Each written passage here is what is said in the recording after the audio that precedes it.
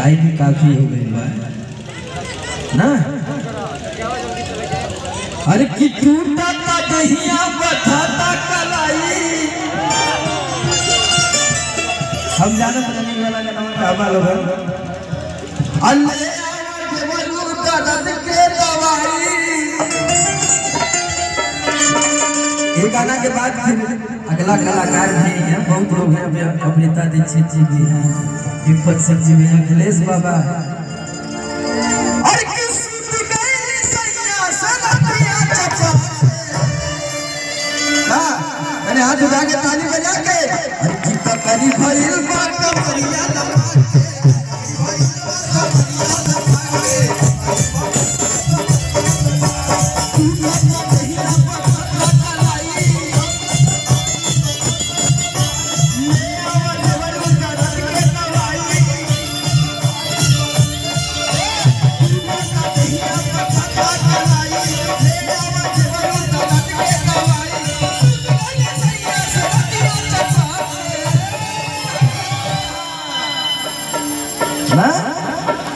हाथ उठा के ताली बजा के ककरी भइल बा कमरिया लगा के ककरी भइल बा कमरिया लगा के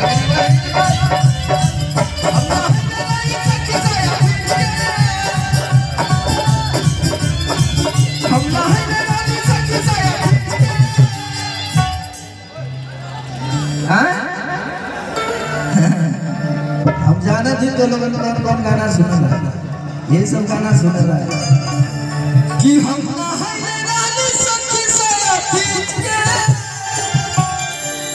असैया चटकन चलाई देल खींच के।